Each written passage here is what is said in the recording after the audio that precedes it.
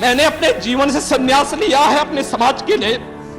मैंने अपने परिवार को छोड़ा है, मैंने अपने माँ बाप को छोड़ा है, लेकिन आज मुझे अपराधी बनाया जा रहा है महोदय।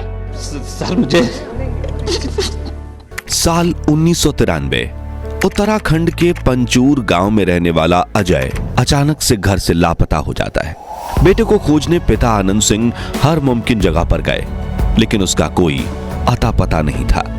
बेटे की याद में मां के लिए एक एक दिन काटना मुश्किल था। हालांकि अब बेटे के वापस आने की उम्मीदें धुंधली सी होने लगी थीं, मगर 6 महीने बाद अजय अचानक से अपने गांव वापस लौटता है। बेटे के वापस आने की खबर सुन मां की आंखों में खुशी के आंसू भर आते हैं, मगर बेटे के स्वागत के लिए वो जैसे ही अपना दरवाजा खोलती है तो उसकी आंखें खुली की खुली रह जाती हैं।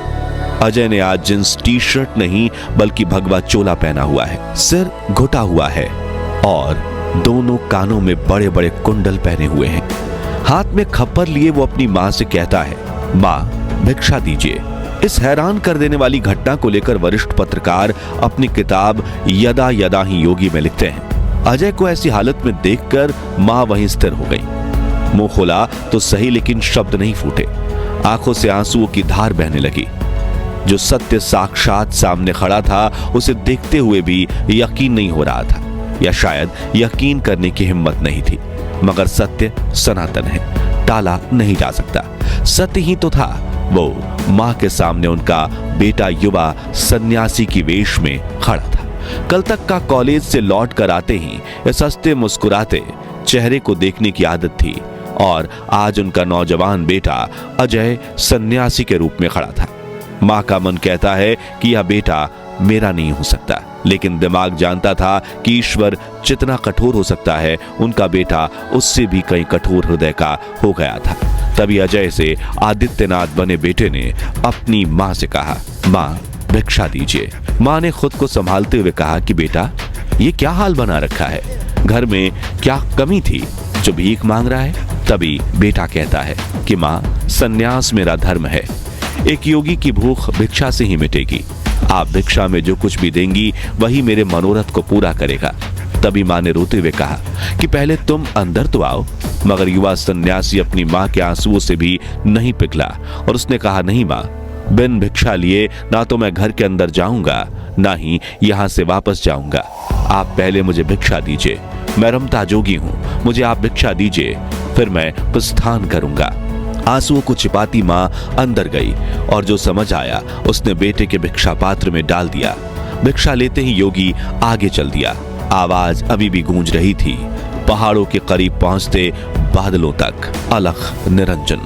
इस तरह से आध्यात्म के सफर पर चलकर अजय सिंह बिष्ट बन गए योगी आदित्यनाथ। और आज हम आपको योगी आदित्यनाथ के जीवन से जुड़ी ऐसी ही कुछ अनकही अनसुनी कहानियां बताएंगे, लेकिन उसके पहले नए दर्शक जल्दी से चैनल को सब्सक्राइब कर दीजिए।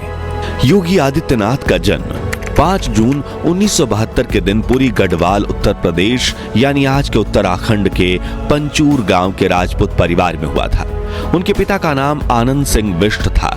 उन्होंने 1989 में ऋषिकेश के भरत मंदिर इंटरमीडिएट कॉलेज से इंटर की पढ़ाई पूरी की, जिसके बाद उन्होंने कोटद्वार के पीताम्बर दयाल महाविद्यालय से बीएससी में एडमिशन लिया, जहां से पास होकर 1992 में उन्होंने गोरखपुर यूनिवर्सिटी के फिजिक्स एमएससी में एडमिशन लिया, लेकिन उसे पूरा किए बिना ही घर छोड़कर चले गए और फिर जब वापस आए तो वो एक योगी बन चुके थे। नवंबर 1983 से फरवरी 1994 तक उन्हें कई कठिन परीक्षाओं से गुजरना पड़ा, लेकिन उन्होंने हार नहीं मानी। फिर 15 जनवरी 1994 को गोरखा पीठाधीश्वर महंत अवैधनाथ महाराज ने पूरे विधि विधान से उन्हें अपने उत्तराधिकारी के रूप में घोषित कर दिया। अब अजय सिंह बिष्ट पूरी तरह से सन्यासी बन गए थे।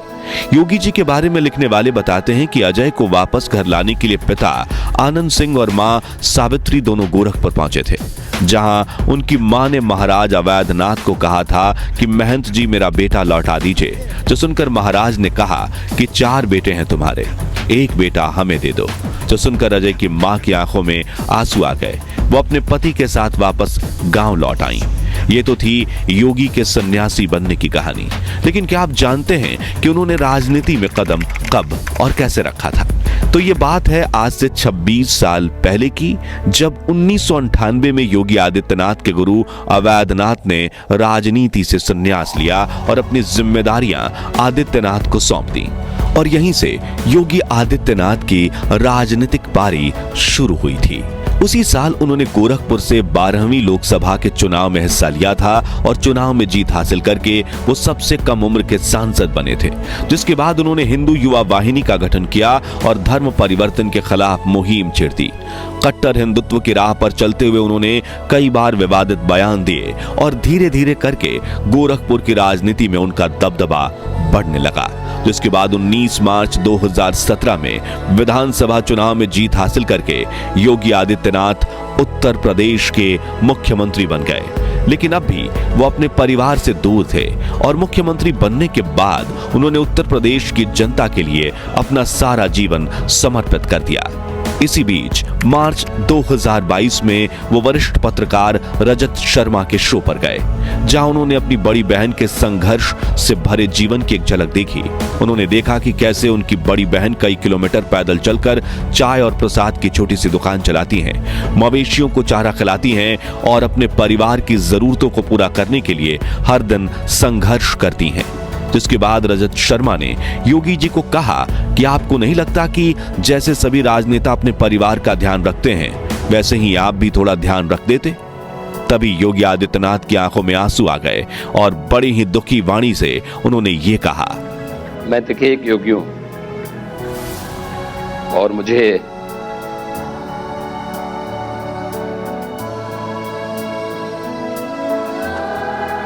पूरे प्रदेश का ध्यान रखना होता है।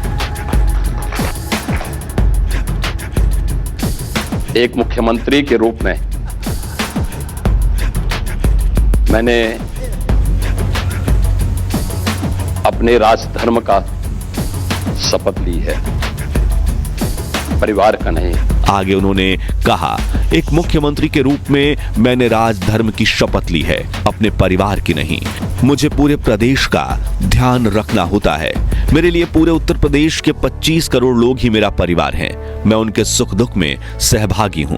खैर, 30 वर्षों तक एक सन्यासी की तरह कड़ी तपस्या करने के बाद जब योगी आदित्यनाथ दोबारा सीएम बने थे, तब वो पहुंचे थे पंचूर गांव के अपने घर, जहां मां सावित्री कर रही थी 3 दशकों से अपने बेटे अजय का इंतजार। घर पहुंचते ही योगी ने सबसे पहले अपनी मां को माला पहनाते हुए पूछा, पहचान लिया मुझे? तभी मां ने मुस्कुराते हुए कहा, हाँ पहचान लिया। फिर उन्होंने अपनी मां के पैर छूकर आशीर्वाद लिया। मां सावित्री ने अपना ममतामयी हाथ जब योगी के सर पर रखा तो उनकी आंखों में आंसू आ गए।